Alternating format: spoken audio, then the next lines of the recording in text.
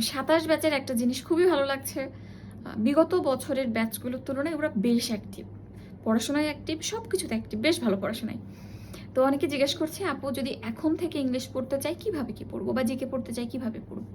Physics chemistry biology তো পড়া চলছেই, অ্যাডমিশনের জন্য এখন ইংলিশ জিকে কিভাবে এগিয়ে রাখবো। তো তোমার জায়গায় যদি আমি হতাম, দুইটা অপশন আমার হাতে থাকতো, ইদার যে কোনো একটা প্রি অ্যাডমিশন বা প্রি মেডিকেলে ভর্তি হয়ে পড়া, আরেকটা হচ্ছে নিজের মতো করে বাসায় পড়া। সো এখানে দুইটা অপশনের মধ্যে অবশ্যই প্রি মেডিকেল বা প্রি অ্যাডমিশনে ভর্তি হয়ে পড়া বেস্ট, কারণ সেখানে একটা গুছানো রুটিন থাকবে, তুমি টিচারের নির্দেশনা পাবা, কী কী পড়তে হয় জানতে পারবা, এবং রুটিন ওয়েতে পুরোটা এক্সামের মাধ্যমে পড়ার মাধ্যমে তোমার পুরো জিনিসটা একবার শেষ হয়ে যাবে। বাট যদি সেই সুযোগটা না থাকে তোমার, তাইলে কী হবে? ধরো তুমি ভর্তি হতে পারছো না বা চাচ্ছ না কোনো কারণে, সেই ক্ষেত্রে আমি যেটা করতাম, আমি যে কোনো একটা বই কিনতাম, ইংলিশের যে কোনো ভালো একটা বই, মাস্টার বা অ্যাপেক্স বা কম্পিটিটিভ এক্সাম, জিকের ক্ষেত্রে জোবার্স জিকে বা MP3 যে কোনো একটা কিনতাম, কিনে বাসায় নিজের মতো করে একটা রুটিন বানিয়ে নিতাম।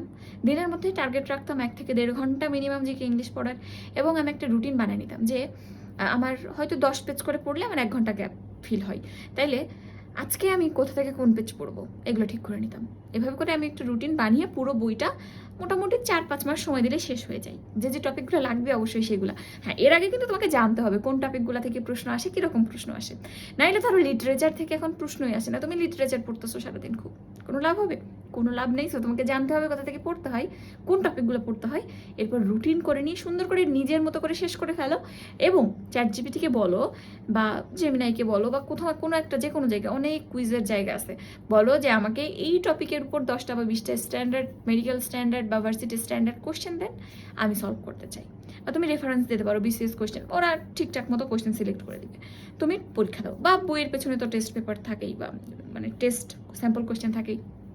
সো এইগুলা ইউটিলাইজ করে তুমি একদম বাসায় বসেই, যদি তুমি ডিটারমাইন্ড হও, সুন্দর করে তুমি তোমার প্রিপারেশনটা নিতে পারো।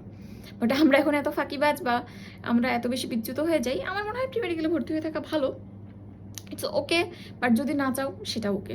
তো যদি কোনো প্রয়োজন হয়, কোনো যে কোনো কিছু, যে গাইডলাইন আপু কী পড়বো, কীভাবে পড়বো বুঝতেছি না, কী কী টপিক লাগে, যে কোনো কোয়েরি বা যে কোনো কিছুতে কী বই, কোন বইটা আমার জন্য ভালো হয়, কোনো প্রশ্ন থাকলে নক করিও, যতটা সম্ভব হেল্প করবো। আর যদি প্রি মেডিকেল মনে করো ভর্তি হইতে চাই, এখানে একটা সুবিধা আছে, প্রি মেডিকেলের ভর্তি ফি খুবই কম, ধরো 5,990 টাকায় তুমি যদি একবার ভর্তি হও, তোমার মেডিকেল অ্যাডমিশন, দ্যাট ইজ 27 ব্যাচের মেডিকেল অ্যাডমিশন কবে হবে?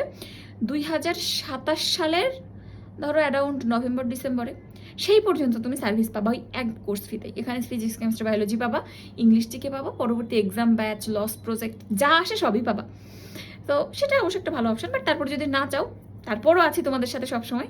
তো জানিও যে কোনো প্রশ্ন, যে কোনো কোয়েরিতে আমার পেজ নিশাত আপু, NISHAT gap AP UU knock করিও, যে কোনো কোয়েশ্চেন, যে কোনো কোয়েরি ইনশাল্লাহ সাহায্য করবো।